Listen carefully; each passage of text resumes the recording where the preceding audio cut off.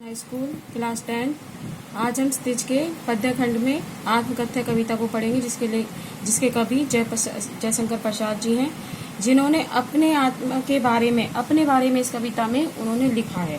ठीक है, तो मधुप गुनगुनाकर कह जाता कहानी कौन ये अपनी, मुरझा कर गिर रही पत्तियां देखो कितनी आज घनी, इस गंभीर अनंत नीलिमा में असंख्य जीवन इतिहास, ये लोग करते ही रहते हैं अपना व्यंग्य मलिन उपहास, तब भी कहते हो कह डालूं दुर्बलता अपनी बीती।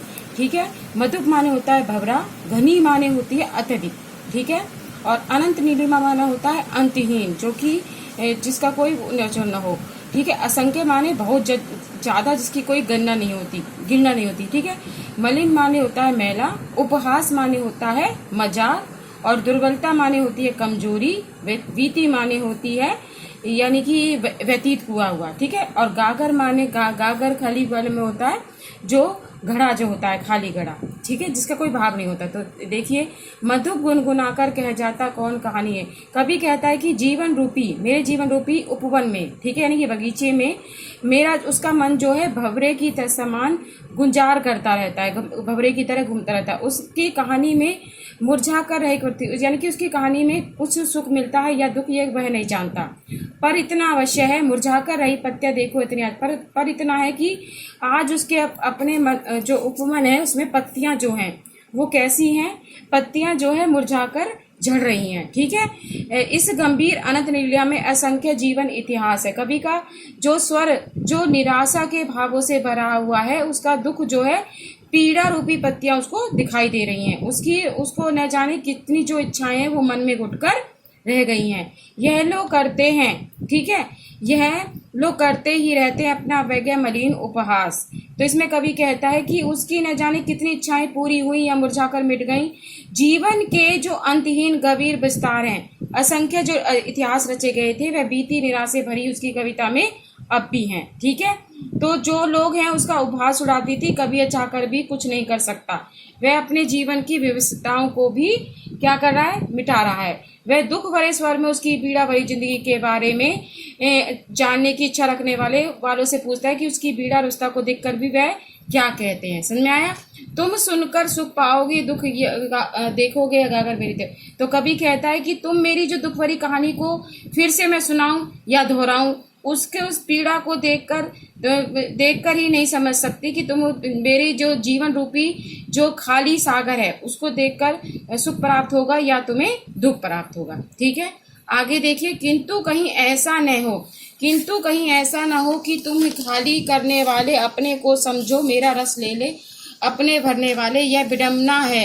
अरे सरलते तेरी हंसी उड़ाऊं मैं, भूले अपनी प्रवंचा औरों की दिखाऊं मैं, उज्जवल गाथा कैसे गाऊं मधुर चांदनी की रातों में। ठीक है, विडम्बना होती है निराश, क्या होती है, निराश, और प्रवंचना होती है धोखा देना।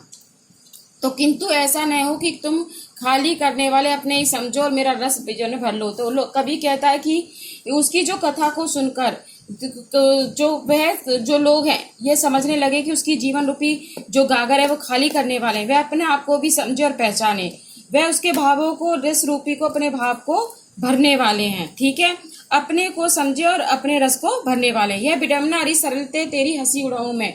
तो वह क्या कहना चाहता है कि अरे सरल मन वालों, वो किसे कह रहा है, व्यक्तियों से कहता है कि यह कि गलतियों या दूसरों के द्वारा दिए गए धोखों को क्यों प्रकट करूं।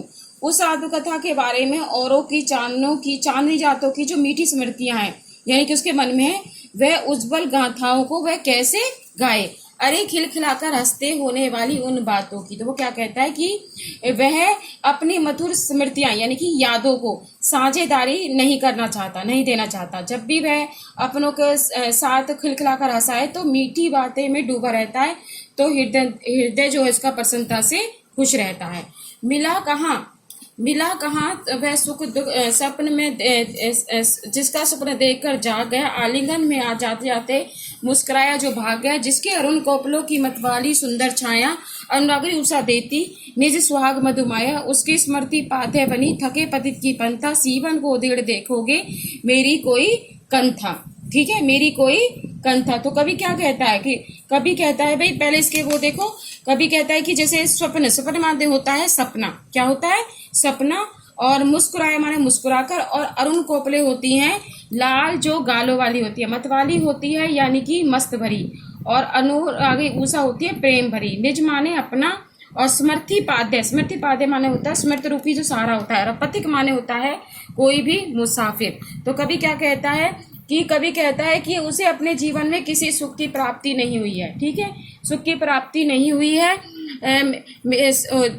आलिंगन आते आते मुस्कुराया है। तो कवि कहता है कि वह जब नींद से जाएगा तो उसे प्राप्त हुआ, वह सुख देने वाले आंगन से आते आते अपार सुंदर था और उसका महक था। उसकी जो लाल लाल जो गुलाबी गालों की मस्त भरी छाया में प्रेम भरी अपने सुहाग की मिठाई जो रूपी थी, उसके चलते हुए कबीर ने यात्री के, जो यात्री होता है उसकी यादों के बारे में बताया है, ठीक है, कि किस तरह से वो सहारा लेती है और पूछते हैं कि उसका जो उसने जो गुदड़ी, यानी कि जो गुदड़ी जो होती है सीवन का होती है, सीवन माने सीलना, जो गुदड़ी है, गुदड़ी की सुधाई उधेड़ कर किस तरह छिपे रहस्य को, जैसे रहस्य छिपे होते हैं किसी के अंदर, तो गुदड़ी में जो क्या है रहस्य छिपे हुए हैं, और वो भाव को कभी रहस्य में संभाल कर रखना चाहता है। छोटे से जीवन की कैसी बड़ी गाथाएं गाऊं मैं, ठीक है, और क्या इच्छा नहीं कि औरों की सुनता मैं मौन करूं, सुनकर भला करोगे मेरी भोली आत्मकथा, अभी समय नहीं थकी सोई सी मेरी मौन कथा।